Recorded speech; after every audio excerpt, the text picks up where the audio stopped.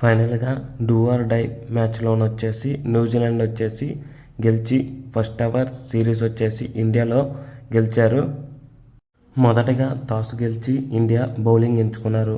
స్టార్టింగ్లోనే ఇండియాకి వచ్చేసి మంచి స్టార్ట్ వచ్చింది. కాన్వే అలానే హెల్డన్ రికోస్ వచ్చేసి 5 రన్లకే 2 వికెట్లు కోల్పోయారు న్యూజిలాండ్. హర్షిత్ రాణా అలానే హర్షదీప్ వచ్చేసి చెరో వికెట్ తీసుకున్నారు. నెక్స్ట్ వచ్చిన యంగ్ అలానే మిచిల్ వచ్చేసి 50 పార్ట్నర్షిప్ చేసి టీమ్ స్కోర్లు మెల్లగా ముందుకు సాగిస్తున్నారు. ఈ టైంలో విల్ యంగ్ అనేది అవుట్ అయ్యాడు. ఇప్పటి వరకు మన ఛానల్ని ఎవరు సబ్స్క్రైబ్ చేసుకోకపోతే సబ్స్క్రైబ్ చేసుకోండి. అలానే లైక్ షేర్ చేయండి. మరెన్నో క్రికెట్ కంటెంట్ వీడియోతో మీ ముందుకు వస్తాం.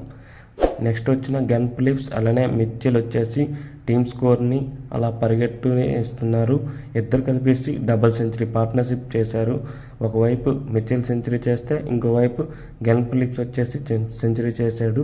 మిచిల్కి వచ్చేసి ఈ సెంచరీతో ఇండియాపై 4 సెంచరీలు మాట. అతను కొట్టిన 9 సెంచరీల్లో ఇండియాపైనే 4 సెంచరీలు ఉన్నాయి.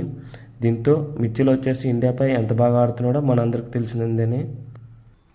వీళ్ళిద్దరు కలిపేసి టీమ్ స్కోర్ వచ్చేసి 337 రన్లకి 8 వికెట్లు. లాస్ట్లో వచ్చేసి బ్రాస్వెల్ మెరుపులు మెరిపించాడు. 28 పరుగులు చేశాడు.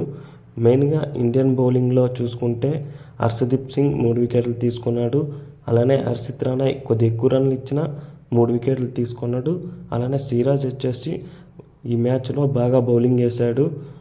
43 రన్లు ఇచ్చి 1 వికెట్ తీసుకున్నాడు. మెయిన్గా ఇండియన్ స్పిన్నర్స్తో బౌలింగ్ ఎక్కువ చేయించలేదు. మరి ఎందుకు స్పిన్నర్స్ తీసుకొని బౌలింగ్ వేయించలేదో బౌలింగ్ తీసుకొని నాకైతే అర్థం కాలేదు. 338 పరుగుల లక్ష్యంతో బ్యాటింగ్ దిగిన ఇండియా వచ్చేసి తొలిలోనే వికెట్లు అనేవి చాలా బెగి కోల్పోయారు. మొదటిలోనే రోహిత్ శర్మ, గిల్, అయ్యర్, రాహుల్ వచ్చేసి వికెట్లు సమర్పించారు. ఒకానొక స్థానంలో వచ్చేసి ఇండియా వచ్చేసి 70కి 4 పరుగులు. ఇప్పుడు వచ్చిన నితీష్ రాణా అలానే విరాట్ కోహ్లీ వచ్చేసి మెల్లిమెల్లిగా సింగిల్ బౌండరీ స్కోర్ చేస్తూ టీమ్ స్కోర్ని అలా పైకి తీసుకుని వచ్చారు. వీళ్ళిద్దరి మధ్యన వచ్చేసి మంచి పార్ట్నర్షిప్ నెలకొంది. 88 పరుగులు చేశారు. నితీష్ రెడ్డి 50 చేసిన వెంటనే అవుట్ అయిపోయాడు. ఇదైతే నాకు చాలా డిసప్పాయింట్మెంట్. ఎందుకంటే నితీష్ రెడ్డి లాస్ట్ వరకు ఉండి మ్యాచ్ గెలిపిస్తాడు అనుకున్నాను, కానీ చాలా డిసప్పాయింట్ అయ్యాను. అలానే జడేజా కూడా ఏమాత్రం స్కోర్ చేయలేదు, అవుట్ అయిపోయాడు వెంటనే. నెక్స్ట్ వచ్చిన హర్షిత్ రాణా వచ్చేసి కోహ్లీ మీద ఏ ప్రెషర్ పెట్టకుండా తనంత బ్యాటింగ్ సహకరించారు. అతను వచ్చేసి ఫస్ట్ 50 చేశాడనమాట. ఈ మ్యాచ్లో వచ్చేసి హర్షిత్ రాణా అందరికీ బదులు చెప్పాడు. అతను వచ్చేసి 3 ఫార్మాట్లు ఎందుకు ఆడుతున్నాడు అనేసి చాలా వీడియోల్లో చాలామంది విమర్శించారు, కానీ ఈ మ్యాచ్తో అతను అందరినీ సమాధానం చెప్పాడు.